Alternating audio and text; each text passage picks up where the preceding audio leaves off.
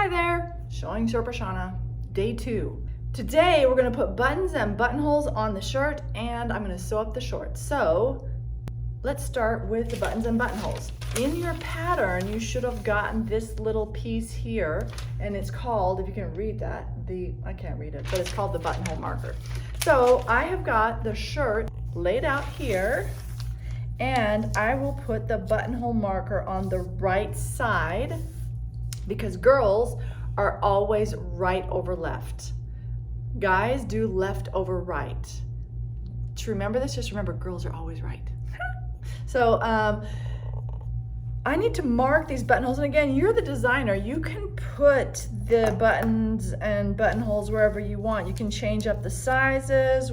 You could have one giant button right here. How cute would that be? Like a giant button and a giant buttonhole and then let the rest go.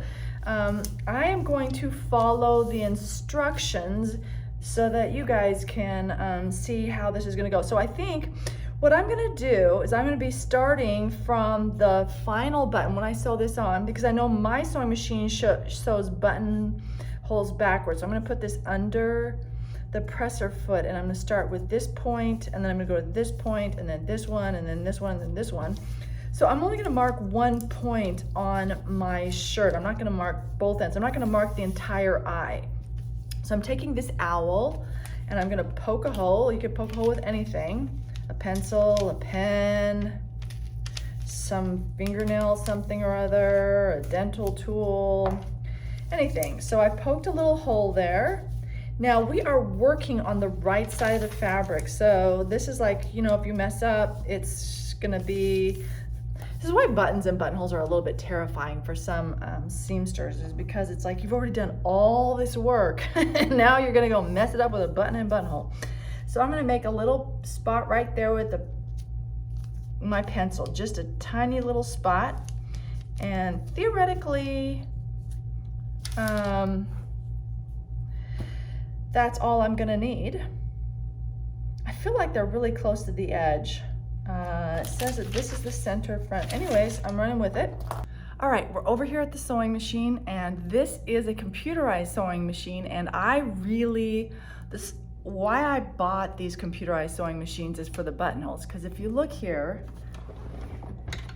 it's got like all of these different buttonholes, right? And it's one touch. I actually have this other machine that's even less than one touch. It's like, it has a port that I hook the foot into and it's just like automatic everything, but I'm gonna do kind of the other computerized way. Now, why do we have so many buttonholes? The reason is, like, if you're a buttonhole connoisseur, these different buttonholes serve different purposes, like a knit or a keyhole for like the larger buttons, or blah, blah, blah, blah, blah. There's so many different reasons. So how do you know how to access and what you need to do for your buttonhole? First of all, you need to have your owner's manual, because I cannot help you with your machine, because your machine is going to be very different than my machine. Those are the different stitches. And I am going to take my foot and put a button in the back of it to determine the buttonhole size. I haven't found my buttons yet. So what would stop me from using these larger buttons? Nothing, nothing. You get to decide like what size you want. Look, these are orange, they kind of match. I like these ones. These are pretty. I'm probably gonna go with these. I can't though, because I'm gonna demonstrate how to use the button, how to sew on buttons. So I don't really care if my buttons match. The only thing that really matters is that the size matches. So I could dump this out and, oh my gosh, I've got so many buttons, but that's about the size I'm gonna work with, I think.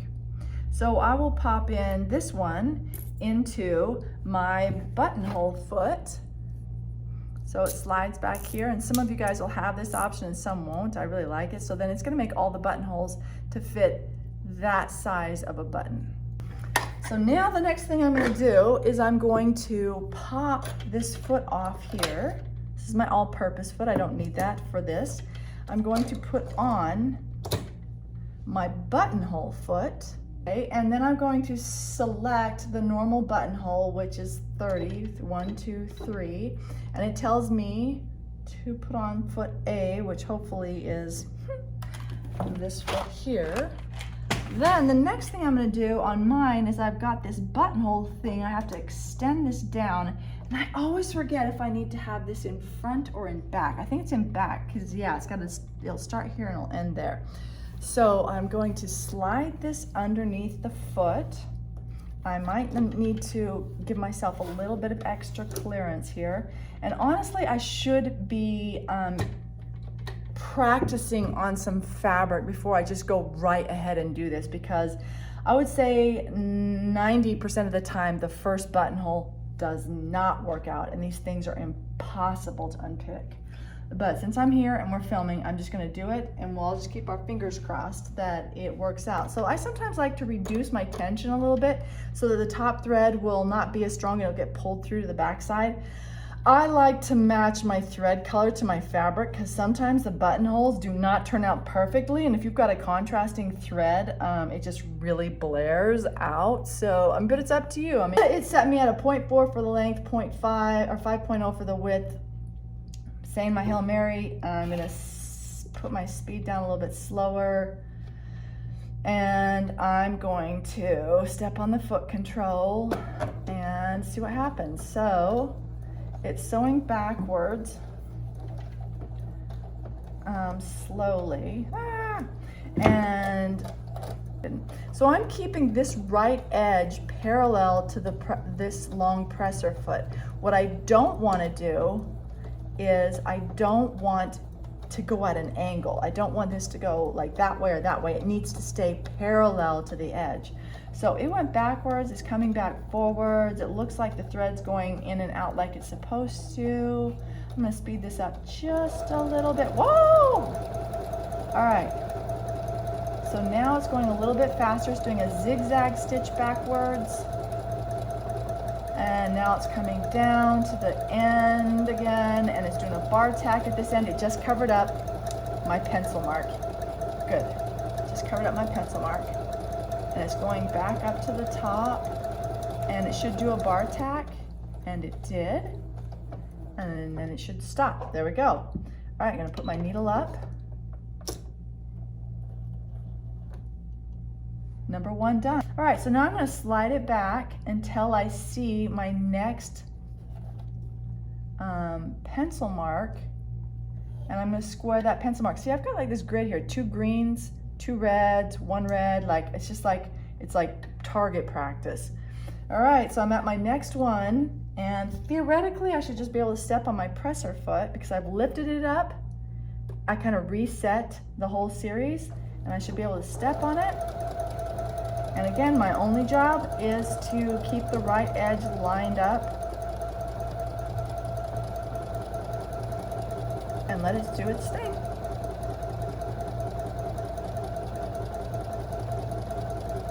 I'm just going to continue this process until all 5 buttonholes are done. So check back in a minute. Okay, so now it's time to open up the buttonholes. And I have a slew of ways that I open up buttonholes, but I'm going to show you 2.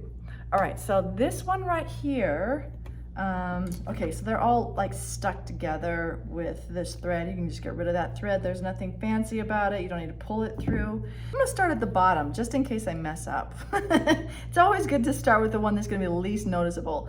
So I'm putting a pin right here at the top end of my buttonhole, right below the top bar tack, this bar tack that's at the top. And that's because this technique that I'm gonna use is, we use a seam ripper, and we're gonna just poke it in and slide it along, and sometimes you get sliding and you'll go right through the end. So I don't want that to happen. So I'm gonna stick this in right here, and I'm sliding, and that pin stopped me. Yay, all right. I have a little bit more I can open here, just a tiny bit. So the next thing I'm gonna do is pull this button out, and I'm gonna see, does the button go through the buttonhole? And indeed it does. In fact, there's a little bit of slop room, so I actually could use a slightly larger button but I can't use a slightly smaller, so I got to take that into account. Now, one thing is this button, like this fancy button here, has got a lot of depth to it. So your buttonhole should accommodate the length of it and the depth. So sometimes when you have fat buttons, you need a bigger buttonhole, even though when it's out here, it's smaller than the buttonhole. But so you want to keep that in mind when you're using your automatic buttonhole. If you're using a really deep button, you might want to push it out a couple notches past the button. Let's see what happens with this one. So I stick this Chinese toggle thing, and it's too small for it. Anyways, you really shouldn't use regular buttonholes for these. These use that kind of cording. All right, and this one right here is a very thin one, and oh, way too small. Could be like a 1/4 of an inch shorter for that one. So this is cute. It's got like a little star on it. If you ever seen Practical Magic, that reminds me of the cop in Practical Magic. Anyways, best show ever. All right, so that's number one way to open up a buttonhole. Probably the most common, I think, in home sewing. And another way, which is a little less traumatic, like sliding that along, is I fold this in half here, so you got a really tight, so as my buttonhole is wrapping around, and then I'll go in and I'll snip a little bit at that fold, then I'll put my scissors in and I'll snip, snip, snip to that end, turn it the other direction, stick it back in, and snip, snip, snip to that end. So those are the two ways that I have other ways too, but those are two pretty common ways of opening the button. All right, so now we're gonna mark for the buttonhole, the buttons. So we've already got the buttonholes done. So what I'm doing is I'm gonna take my shirt, so I've got the front and the back, and they're lined up here, and I'm going to mark the back side of the other side right through this buttonhole. So the thing is I can take a pencil and I can go right through this hole and mark a spot over here. But I find that when I do that, like pencil mark comes off on the buttonhole. So I've just got these buttonholes done, and I don't want to draw a pencil all over them. So I'm going to take an owl or a pin or something, and I'm going to be, and you can, pin this edge into place so that it's not shifting while you're air demonstrating. Stick the owl halfway. So here's my buttonhole, right? The buttonhole is going from here to here. I'm going to stick the owl halfway through on the other side, and there's a mark. And actually, I want the mark to be on the right side of this fabric. So this owl is actually poking a little hole all the way through. I'm cool with that. I'll mark that there on the outside, because that's where my button's gonna go, right on top of that. So I'm gonna continue and mark each one of these. Same depth as the buttonholes, because I've got it laid side by side. I know that's how deep the buttonholes are, so that's how deep my buttons are gonna be. And in the normal world, which none of us are familiar with, buttons and buttonholes are at the same depth. All right, and at the bottom, yeah, it's a little bit off. The length is, so I'm gonna stretch it a little bit, stick that in there. And set that there. The great thing about buttons is that you can move them around, right? So if you put them in a spot and you're like, oh, it would be better if like this one was a little bit lower or this one was a little bit higher, you can do that. Not so much so with the buttonholes. The buttonholes are pretty much done. Okay, so here's the sewing machine again at an angle so you can see a little bit better. And I'm gonna take this foot off, and I'm going to put on my button foot. This little doodad is so cute, little blue thing. Just, it's a strange looking foot. The blue goes to the front. And then the next thing I need to do is either cover up my throat plate or drop my feed dog. So on this particular machine, my feed dog drops on the back. I'm gonna drop that. If you have a throat plate cover, it's an extra little piece of plastic that's gonna cover up your feed dogs. And if you don't know what your feed dogs are at this point, you need to go back to stitch by stitch, because feed dogs happen. All right, so I've got this done. Now the next thing I need to do is I need to switch to stitch 4. 0, 1, 2, 3, 4, which is basically my zigzag stitch. So not your running zigzag, not your lightning bolt, just a basic zigzag stitch. And I'm going to place my shirt under, and you can start at the bottom and go up, or go up top and go down. I do have, like, all my buttons are different, so I should like lay this out and strategically place them in whatever order makes me happy. But I'm going to start at the very bottom with just a plain 2-hole checker button. And then I'm going to do a 4-hole button about where the bust area is at. Oh my gosh, this thread's wrapping around my foot. It's just trying to, oh, it's trying to tell me that my buttonhole thing is still down. I got to push that back up and get it out of the way. Thank you, thread. All right, so I'm going to slide this under, and I need this button to be sitting right on top of this dot. Now, as I slide this under, whoa, that does not work, right? So that's one of the challenges of this, is that you have to have like 10 hands, and you can't pin a button into place. I think you could probably use tape or something. So I'm pushing on my presser foot lever so that I can get like extra clearance so it's not messing with my button. And I'm gonna get that there, and I'm watching it very closely. It hasn't shifted, it hasn't shifted, it hasn't shifted. I set it down, dropped it like all the way down. Now I'm gonna hand turn this and make sure my needle is not hitting the button as it's doing its zigzag. And it's not. So once that's good, I can just go back, forth, and load that up as much as I want to. If you get to a certain point, you're gonna get to a certain point, it's gonna bind up and cause problems. So, you know, 10, 15 times should be good. Lift the needle up, you know, you can hand crank it, lift the presser foot up, slide on up to your next button, which my next button I think I'm gonna do the crystal. So I'll go past that. No, I want the crystal at the very top. And then that one. So I think I'll do the sheriff one next.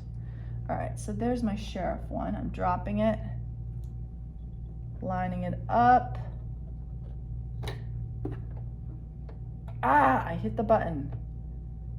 A little further. There, there. Okay, good.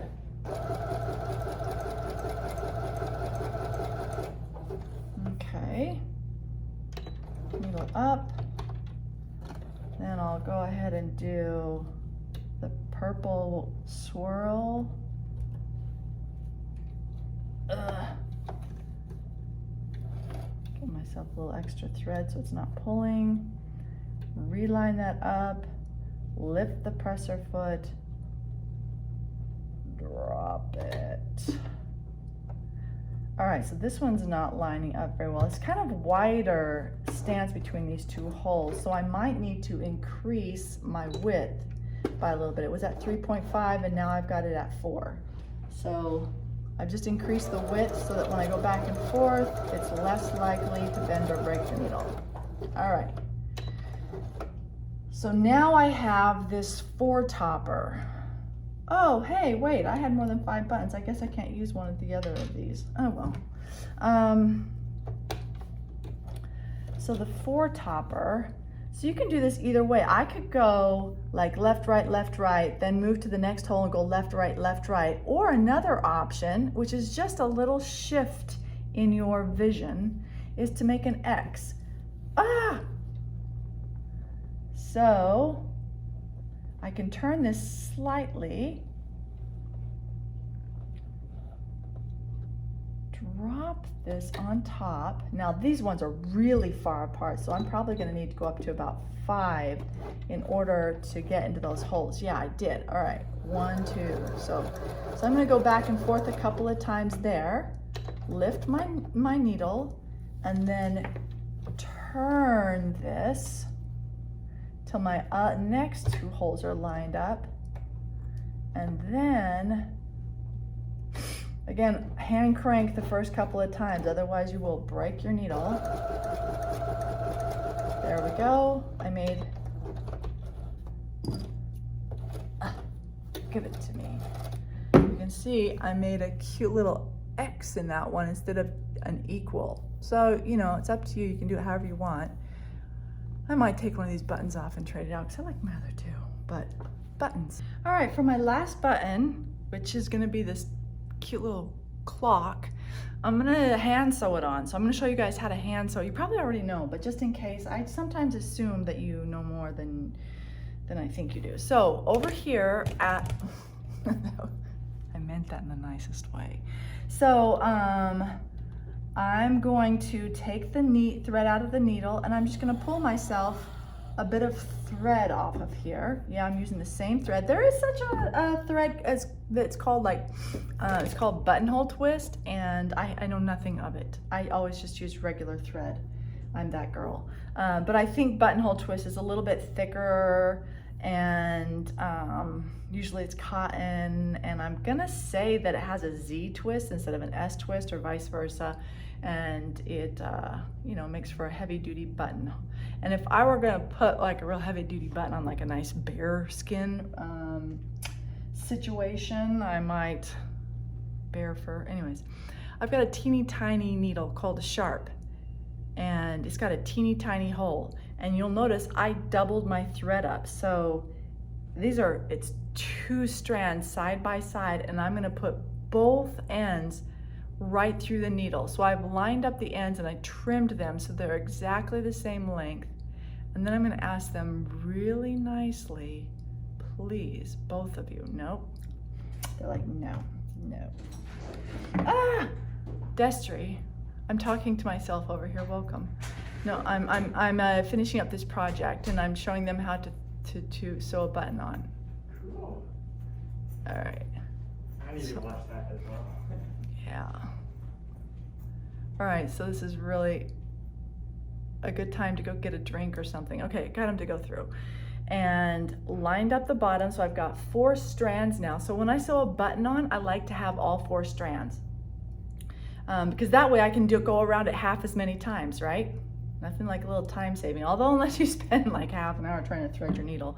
So I've just tied a simple knot, trimming the tail off, all right?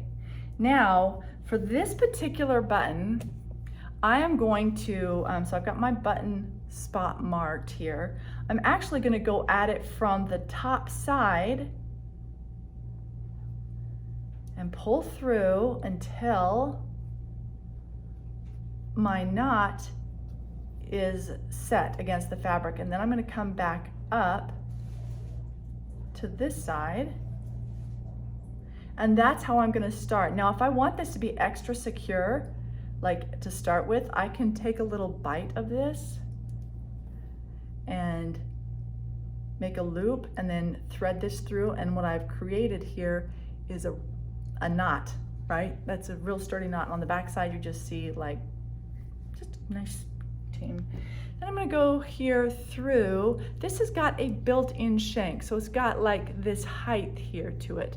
Some buttons do not have that built-in shank, and you can create a shank, but I'm not gonna show you how to do that right now because it's got a shank. So I'm just making a loop around here. Pull this carefully till it's tight. So I just went around 4 times in one pass. That's what I'm talking about, saving some time. Going back through that shank. After about the 2nd or 3rd pass through, you're gonna notice the button's really behaving. It's not wobbling around anymore. It's like, okay, I'm set. And at that point, you're pretty much done. So again, I'm on the outside, and I'm gonna stick this through the thread, and if I'm careful and I did it right, it shouldn't knot up on me, and I'm gonna create my first knot there. Then I'm gonna stick my needle through this schmarm of thread in here.